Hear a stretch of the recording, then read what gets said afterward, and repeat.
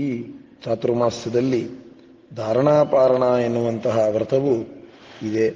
ಅಂತಹ ಧಾರಣಾಪಾರಣವನ್ನು ಹೇಗೆ ಮಾಡಬೇಕು ಅಂತೆನ್ನುವುದನ್ನು ಪುರಾಣ, ಭವಿಷ್ಯೋತ್ತರ ಪುರಾಣ ತಿಳಿಸಿಕೊಡುತ್ತದೆ.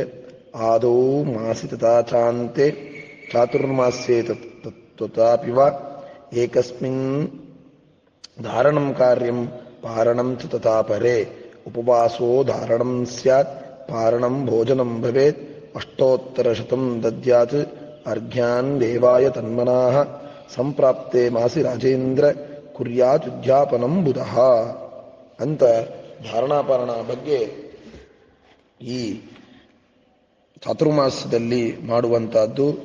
ಮೊದಲು ತಿಂಗಳು ಮಾಡಬಹುದು, ಅಥವಾ ಕೊನೆಯ ತಿಂಗಳಾದರೂ ಕೂಡ ಮಾಡಬಹುದು, ಅಥವಾ 4 ತಿಂಗಳಾದರೂ ಕೂಡ ಆ ವ್ರತವನ್ನು, ಧಾರಣಾಪಾರಣ ವ್ರತವನ್ನು ಮಾಡಬಹುದು. 1 ದಿನ ಉಪವಾಸ, ಮರುದಿನ ಪಾರಣೆ, ಹೀಗೆ ಮಾಡ್ತಾ ಹೋಗಬೇಕು.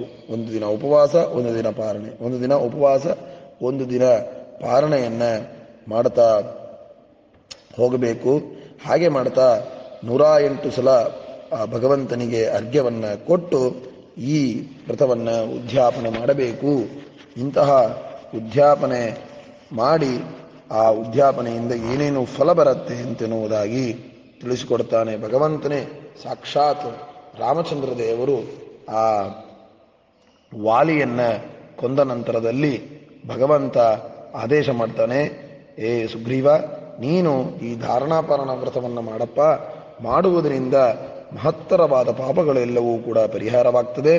ಆದ್ದರಿಂದ ಆ ಬ್ರಾಹ್ಮಣರ ಉಪದೇಶದಿಂದ ಧಾರಣಾಪಾರಣ ವ್ರತವನ್ನು ನೀನು ತಿಳಿದುಕೊಂಡರೆ ಅದರಿಂದ ಸರಿಯಾದ ರೀತಿಯಲ್ಲಿ ಜಿತೇಂದ್ರಿಯಸ್ತಥೋ ಜಾತೋ ಬ್ರಹ್ಮಲೋಕಾದಿಕಾಂಚರನ್ನೇ ತಸ್ಮಾತ್ ಸರ್ವ ಪ್ರಯತ್ನೇನ ಕುರ್ಯಾತ್ ಧಾರಣಪಾರಣಂ.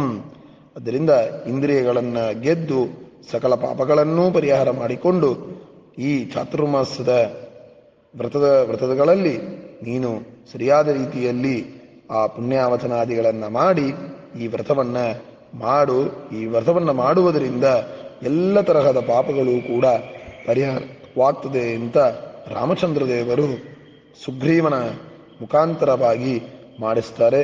ತಸ್ಮಾತ್ ಸರ್ವ ಪ್ರಯತ್ನೇನ ಕುರ್ಯಾತ್ ಧಾರಣಪಾರಣಂ ಇಂದ್ರಿಯಾಣಂ ವಶಾರ್ಥಾಯ ಸರ್ವಪಾಪ ಪ್ರಶಾಂತಯೇ.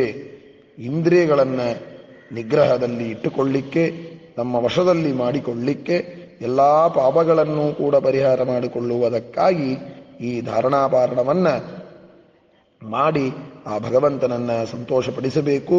ಎಲ್ಲ ಪಾಪಗಳನ್ನು ಕೂಡ ಪರಿಹಾರ ಮಾಡುವುದು ಅಂತ ಸುಗ್ರೀವನಿಂದ ಮಾಡಿಸಿದಂತಹ ಈ ವ್ರತ. ಆದ್ದರಿಂದ ಈ ವ್ರತವನ್ನು ಸರಿಯಾದ ರೀತಿಯಲ್ಲಿ ಆಚಾರ್ಯರ ಮುಖದಿಂದ ತಿಳಿದುಕೊಂಡು ಅದನ್ನು ಮಾಡಬೇಕು ಅಂತೆನ್ನುವುದಾಗಿ ಹೇಳ್ತಾರೆ. ರಾತ್ರೌ ಜಾಗರಣಂ ಕುರ್ಯಾತ್ ಪುರಾಣ ಪಠನಾದಿಭಿಃ ಪ್ರಾತಃ ಕಾಲೇ ಸಮಾಯಾತೆ ಬ್ರಾಹ್ಮಣಾಂಸ್ತು ನಿಮಂತ್ರಯೇತ್ ಮಾಸೆ ಮಾಸೆ 15 ಯುಧಿಷ್ಠಿರ ಶುಚಿವ್ರತಾನ್ ಪಶ್ಚಾತ್ ಸ್ನಾನಾದಿಕಂ ಕೃತ್ವಾ ದೇವ ಪೂಜಾಂ ಸಮಾಚರೇತ್ ಪಶ್ಚಾತ್ ಅಗ್ನಿಂ ಸಮಾದಾಯ ಹೋಮಂ ಕುರ್ಯಾತ್ ತಾವಿಧಿ ನಿಶುಷೇದಿಶಿ ಮಂತ್ರೇಣ ಜುಹ್ಯಾಚ್ಚ ತಿಲೋದಕಂ ಅರಾಣಿ ಕಾನೆ ಮಂತ್ರೇಣ ಜುಹ್ಯಾಚ್ಚ ಘೃತೋದನಂ ಅಷ್ಟಾಕ್ಷರೇಣ ಮಂತ್ರೇಣ ಪಾಯಸಂ ಜುಹ್ಯಾತ್ತತ ಪೂರ್ಣಾಹುತಿಂ ತಥೋ ಹುತ್ವಾ ಹೋಮಶೇಷಂ ಸಮಾಪ್ನುಯಾತ್ ಬ್ರಾಹ್ಮಣಾನ್ ಬೋಧಯೇತ್ ಪಶ್ಚಾತ್ ಆಚಾರ್ಯಂ ಪೂಜಯೇತ್ತತಃ ಏವಂ ಕೃತ್ವಾ ಮಹಾವಾಗ ಬ್ರಹ್ಮಹತ್ಯಾದಿ ಪಾತಕೈಃ ಮುಚ್ಯತೆ ನಾತ್ರ ಸಂದೇಹಾತ್ ತಸ್ಮಾತ್ ಕುರು ಮಹಾವ್ರತಂ.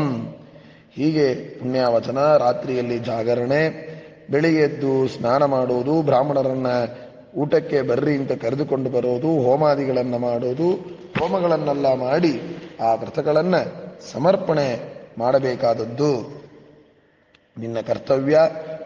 ಎಳ್ಳು, ತುಪ್ಪ, ಆಮೇಲೆ 108 ಸಲ ನಾರಾಯಣ ಅಷ್ಟಾಕ್ಷರ ಮಂತ್ರದಿಂದ ಪೂಜೆಯನ್ನು ಮಾಡಿ, ಪೂರ್ಣಾಹುತಿಯನ್ನು ಮಾಡಿ, ಬ್ರಾಹ್ಮಣರಿಗೆ ಊಟವನ್ನು ಹಾಕಿ, ಆಮೇಲೆ ಗುರುಗಳ ಪೂಜೆಯನ್ನು ಮಾಡಿ ಅವನು ಸ್ವೀಕಾರ ಮಾಡಬೇಕು ಅಂತನ್ನುವಂತಹ ವಿಷಯವನ್ನು ತಿಳಿಸಿಕೊಡ್ತಾ ಇದ್ದಾರೆ. ಆದ್ದರಿಂದ ಈ ಧಾರಣಾಪಾರಣ ವ್ರತವನ್ನು ಸರಿಯಾದ ರೀತಿಯಲ್ಲಿ ತಿಳಿದುಕೊಳ್ಳಬೇಕು. ಹಿಂಗೆ ತಿಳಿದುಕೊಂಡು ಈ ಚಾತುರ್ಮಾಸ್ಯಾದಿ ಕಾಲಗಳಲ್ಲಿ ಮಾಡಿ ಭಗವಂತನನ್ನು ಸಂತೋಷಪಡಿಸುವುದು ನಮ್ಮ ಕರ್ತವ್ಯ ಅಂತ ತಿಳಿದುಕೊಳ್ಳಬೇಕು. ಶ್ರೀಕೃಷ್ಣಾರ್ಪಣಮಸ್ತು.